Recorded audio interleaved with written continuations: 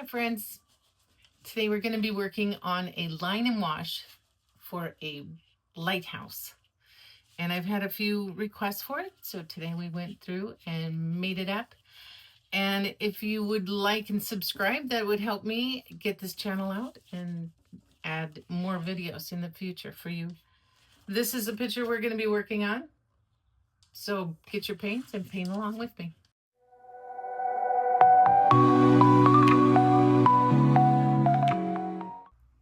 Hi friends, we're going to paint this lighthouse in a line and wash type watercolor.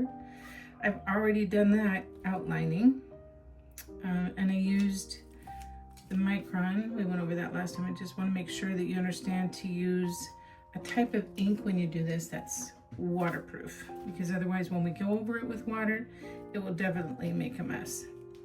So I have the colors that I have on my little palette here are ultramarine, yellow ochre, sap green, burnt sienna, raw umber. If you have sepia, that's good too, Payne's gray or any other type of a gray, lemon yellow, and pyrrole red. What other, these are just which ones I have.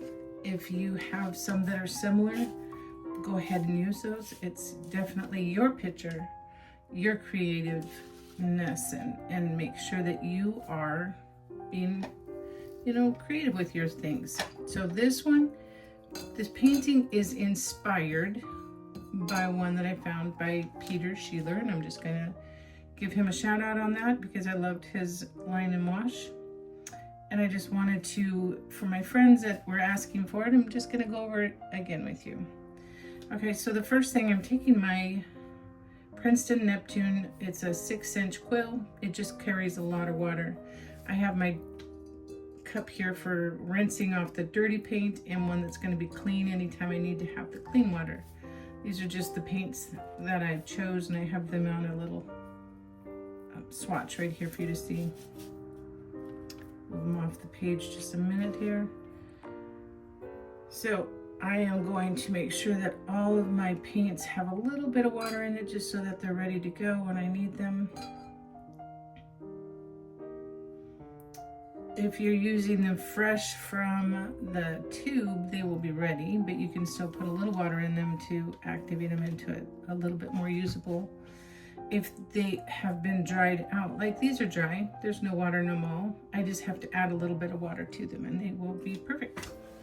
So we're gonna add a little bit of blue. We don't want the whole sky blue. You can if you choose to, but I'm gonna put just water kind of in lines, like I'm gonna make the clouds come down, and we're gonna just see if we can make it look like it's a blue sky with some stretchy clouds coming off. So we're gonna put some water in the different spots where I'm gonna be needing the blue. I'm not going to get it onto my lighthouse just yet, so I want to keep that white.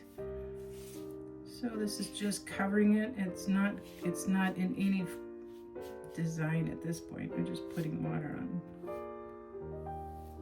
Okay. So now I'm gonna take I use the same brush because it's nice and big, and I just want big strokes on the blue. But I don't want it very dark. I want to make it so that's why I put the water down first. This is called wet on wet. So I'm going to move this over a little bit. And I'm going to start up here, and I'm just brushing it down. Just to kind of emulate that there's blue sky with some clouds coming in. And when you are watercolor painting, remember that when you first put the paint down, it will appear to it will be dark. It'll feel dark, but the water definitely lightens up. The colors lighten up afterwards. So whatever you see at the beginning, you will have less color as you go. And don't overpaint it. Once you get some color on there, you can just let it be what happens with that coloring. It doesn't have to be perfect. Whatever you paint is perfect.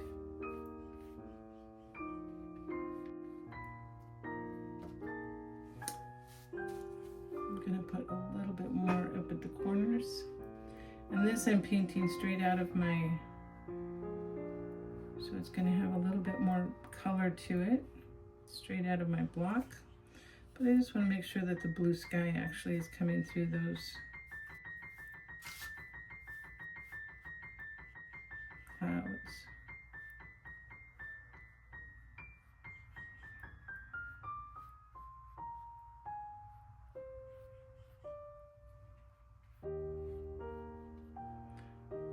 The more water you use, the lighter the paint becomes. Okay, we're gonna let that just dry. The next section I'm gonna paint are just the rocks. I try to make sure that each section I work on isn't touching another section that's wet. If I were to try to work on something up here and the water would touch the blue, I would get an instant backwash or a cauliflower. So anywhere that there's been water in a paint next to it, I'm not going to touch. So all of this area around the lighthouse, I'm not going to touch. But down here, I can paint down here because it's not touching anything wet at the moment. So on this, I'm going to get it wet again. This brush is my 6-inch Princeton Heritage. If you have an 8-inch, that works good too. Just putting some water down. At times when I need a very direct line, like I need something to be sharp, then I will not put water down first because I want the paint to not flow. At this moment, everywhere I have water, the paint will flow to. If there's no water there, it won't flow into it. It will be contained to wherever I put water. If I put a lot of water in it, it flows more. It seems pretty, like I'm saying obvious things, but when you're first starting out, sometimes it doesn't seem obvious. Sometimes it's like, well, that makes sense now that you say that.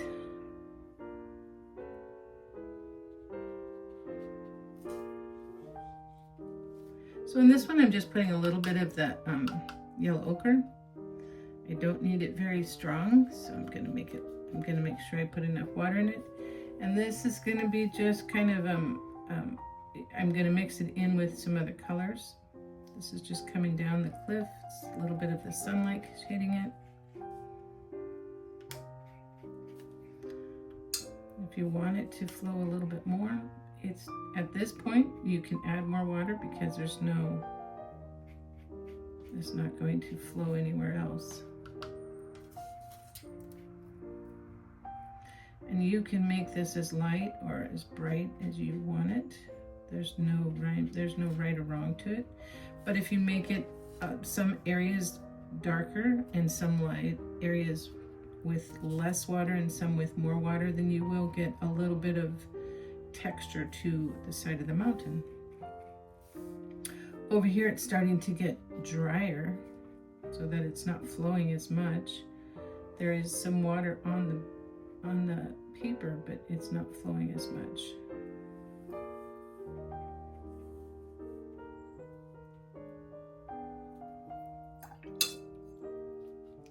And when I'm still working with the same color, it's not quite as important to rinse off the paintbrush, but I don't want to put it in the clean water because it does have paint on the brush. So I put it into the dirty water just because then it keeps my clean water.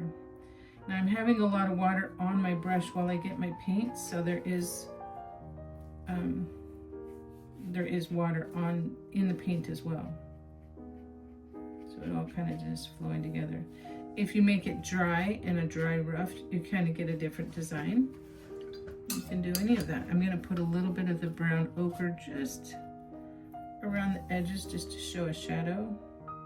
And because this is wet on here, this now will start to flow.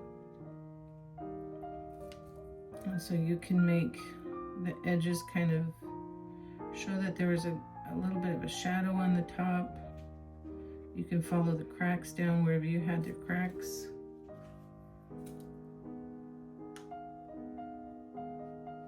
If you want to show that there was a little gully in there, there's your shadow. And I'll show you what I mean by that rough texture. Like this is a little dry, so if I just kind of brush it across, that kind of gives a different texture to it, like rough. Like the rocks are coming in. Yeah, but this is your painting, so you know what? Make it light, make it dark. You come across and show the design that you are having.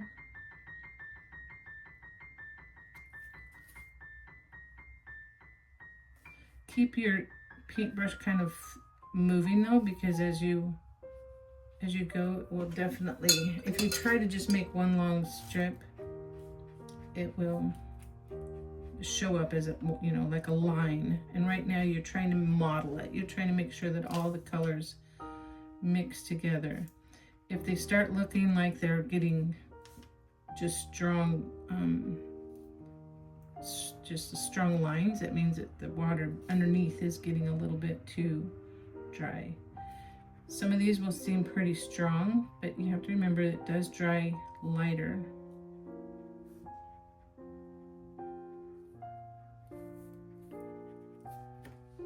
Over here is just more of a shadow. We're just going to kind of cover this up with a shadowish kind of. I'm going to make the dry texture look right there. Another idea is if you want it to be more mottled, you can drop in just a little bit of salt when it's starting, not when it's wet. If it has a really sheen to it, that the water just kind of soaks up the salt. But once it starts to dry up that glossiness to it, then it will kind of spread out into little star shapes. Okay, I'm going to leave that alone and let that kind of move that direction. I'm going to make these rocks just a little bit more just solid brown, coming out here into the bay. If you don't use the ink, you can do all of this that we're doing without having to have the outline of the ink, and you would just have pencil marks here rather than the ink, and that works fine too. Then you just have a paint wash without the lines being so stark. So I'm going to let that dry before I start tackling something else. Okay, everything's dry. So we're going to add a little sand. And this can be wet on wet or wet on dry, either way. We're just going to add some color down here to the sand.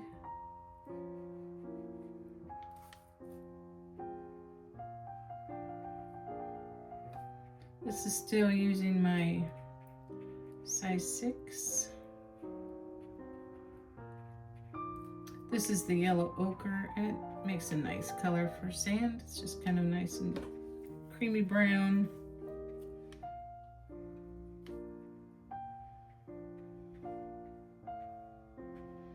Sand is not all the same color around the world, that's for sure.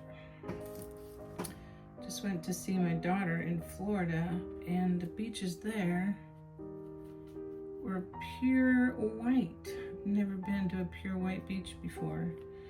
Just adding a little kind of a shadow along the edge there to show that the cliff is kind of over there. A little shadow around the rocks. This is just using the burnt sienna. It's just good to have a little bit of extra color. I'm going to add a little bit more of the blue on my palette over here.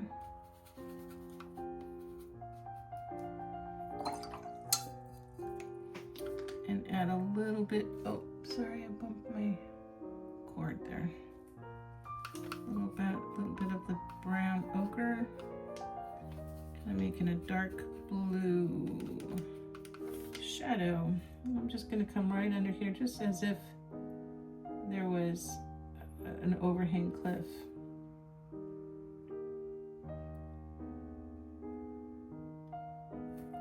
And this is not on wet, this is wet on dry.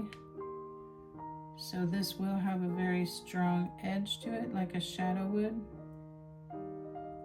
Shadows are usually very strong edged. It doesn't have to be really dark, but just kind of make it a nice little shadow over the other. There's an overhang there. Okay, now we're going to be adding a little bit of that lemon yellow to the tree. Lemon yellow and the ultramarine.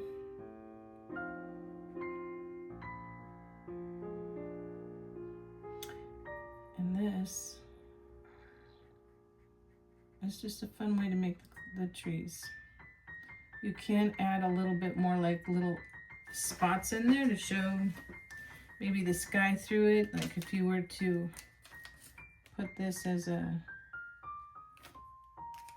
connect-in part, and then you'd be able to see the sky through it, then you just don't paint in that spot. And it just shows the sky through the tree.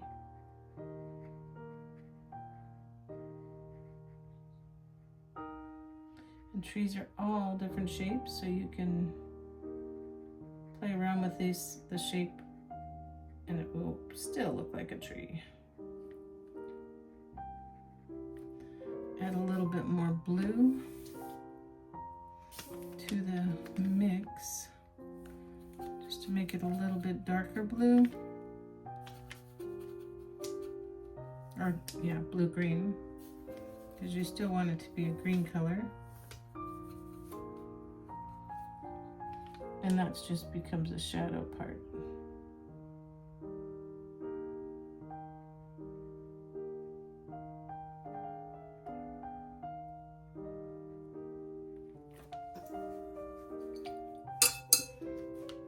To a little bit lighter green. But this is just mixing the ultramarine with the lemon yellow. If you have a different yellow, practice first on a scrap piece of paper, because blues and yellows usually make a nice green, but there are combinations, because some yellows have an orange base to them, but it makes it more of a brown rather than the green. So just kind of play around with it so you can see what kind of green it's going to be.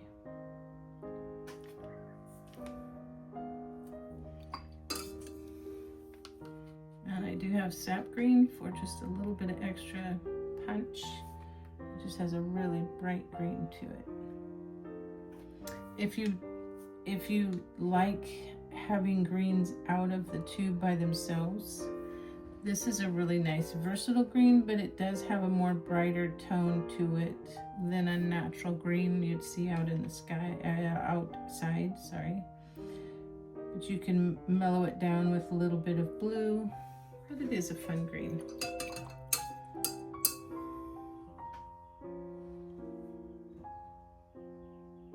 All right, so you need a few different greens. I've made some just different greens, light green, kind of a sea green, olive green, and a lighter blue green. You just need a few different colors in there. You're gonna paint some different colors up in the green, up in the grass now. And we're gonna just kind of meld the few different colors together, because you know what, greens are just always a little bit multifaceted.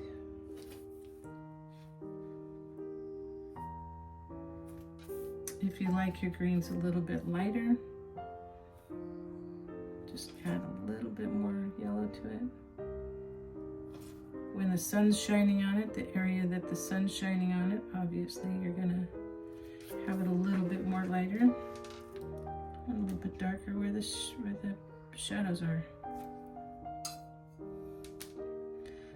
This is wet on dry. Like, I did not paint this with water first. And it's okay, because as I go, I'm just going to be kind of adding more colors in and more shades, and then it'll all kind of keep blending together. I have this taped down to my table, so it's not going to roll, but if I had it at a little bit of an incline, all these colors then would blend really well together, kind of flow down. Sometimes I paint on a board and then I can lift my board up, but this time it's just, so I have a little pathway.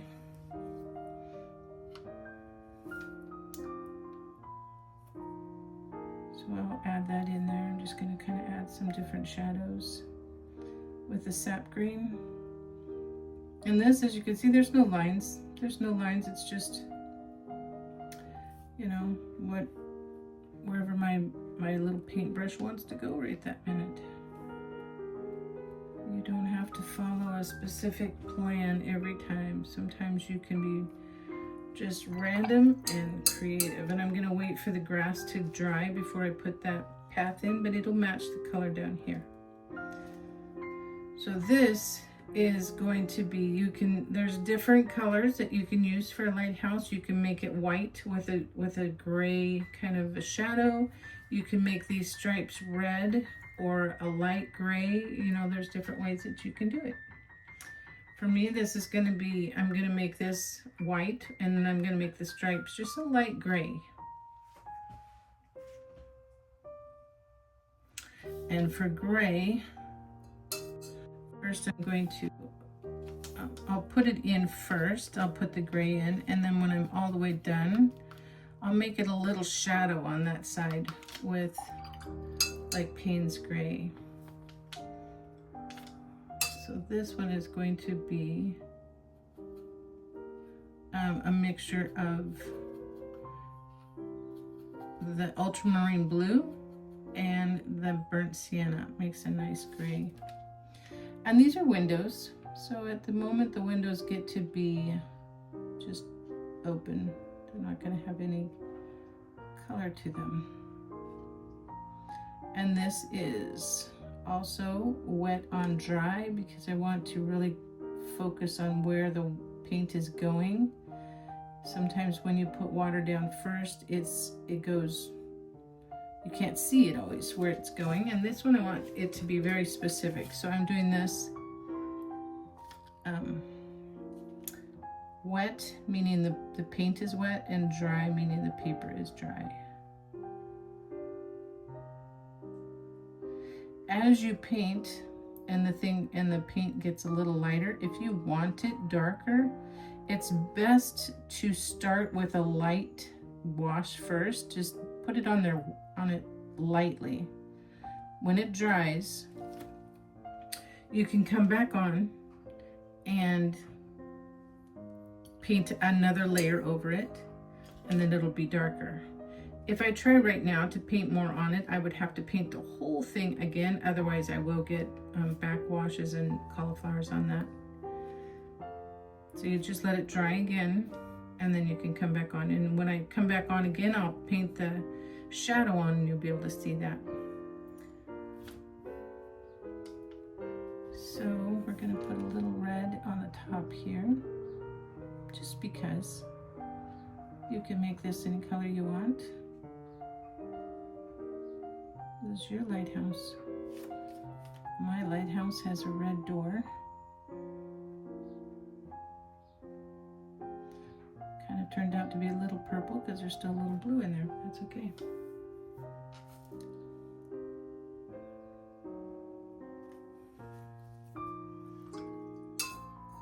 So we're going to let that dry.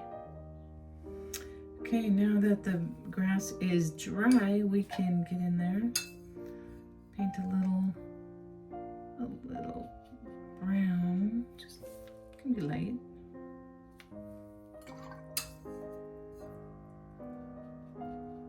Light brown little path. You can paint it first with water and then let the paint follow it down, or you can just very carefully put the paint straight where you would like it to go. Either way, works good. I'm going to paint a little bit more gray on these rocks. Painting rocks is one of those skills that you will constantly work at, unless you just get it down the first time, because it's to get the little nuances of shadow, you have to add other colors, you add the shapes. So this might be something you continue to work on over time. And that's okay, because every time you paint, it will be a little bit more easier. This time, now that this whole area is dry, I'm going to make a really light, the gray that I made with the ultramarine and the burnt sienna makes a gray. But I'm going to make it very watered because I don't want it to show up very much, but I just want to show that there is a little bit of a shadow on this side, and it's going to go over everything.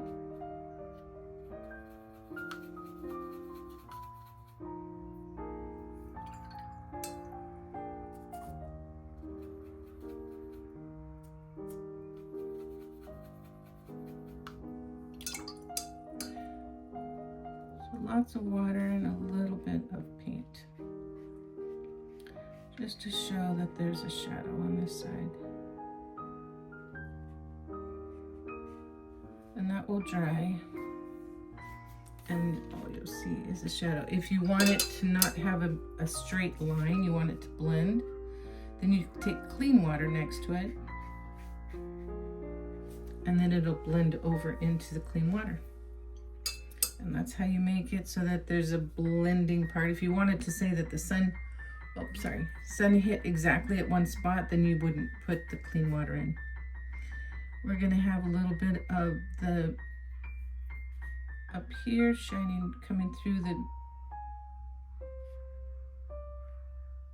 the rails. Like there's a little rail there, but you can see through it. And this has every other one is gonna be kind of the main metal parts that are holding it up.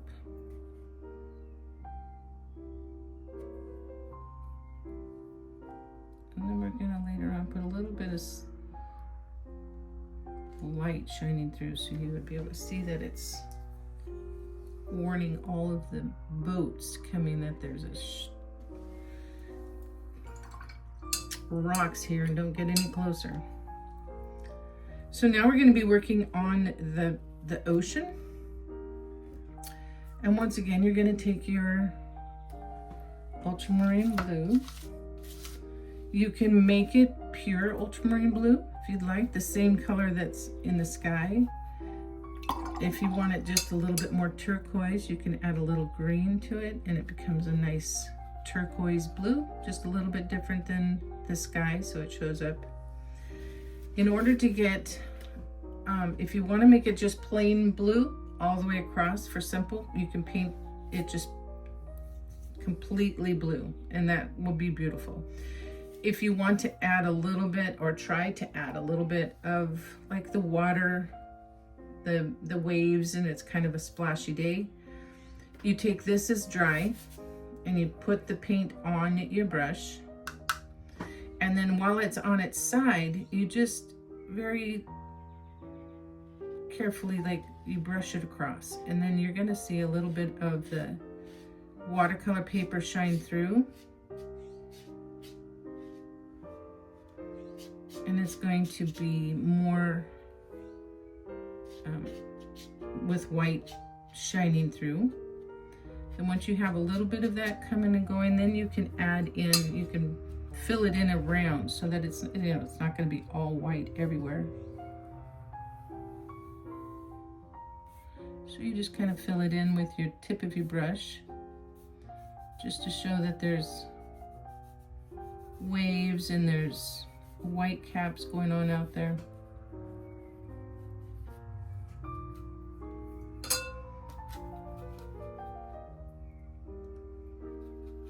When you're doing a large piece like this, it's really important to make sure you have enough paint already created.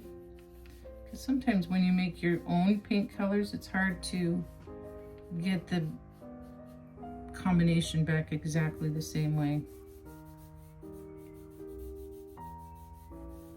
I'm just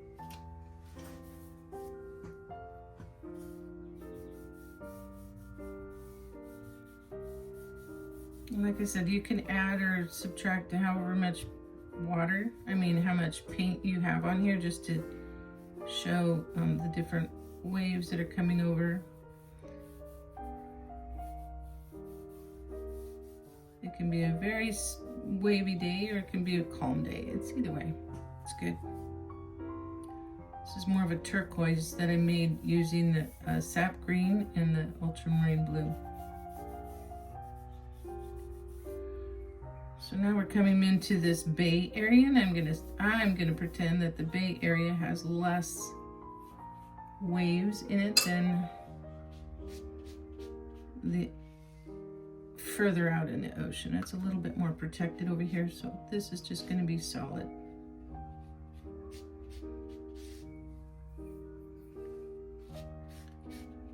Put some water down first so it blends really well.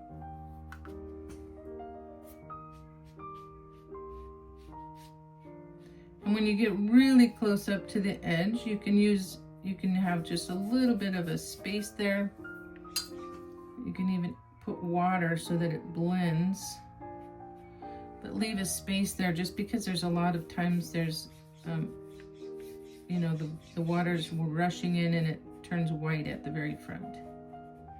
So we're having a little bit of a white cap there, or the foam.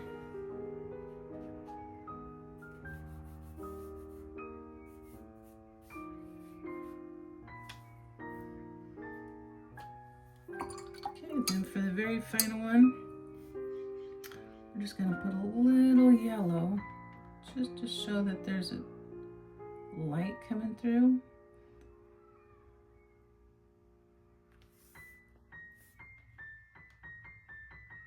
This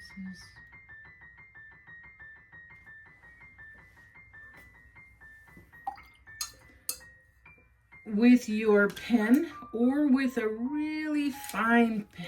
This is a number 2. If you want to put some, you can use the pen that you used at the original, or you can use a really fine one just to put in some seagulls. We have some seagulls flying around. So I'm using the Payne's Gray, and seagulls are just a little line here and a little line up, and they always fly in groups.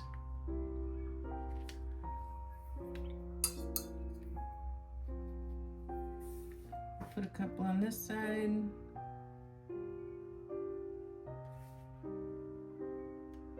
You want to make them closer, you can show that they have a little body there. And there you go. I hope this was fun for you, and click the like button and subscribe for the next one. We're going to be a little bit more on top of getting out the videos. Thank you so much for being here with me. Thank you for joining me. That was really fun. It's pretty quick, it's pretty easy, and it's a good one to practice on. We can keep working on them till we have it a little bit more clear, but it's always fun to practice. If you'd like it, then click the like button at the bottom and subscribe. Thank you so much.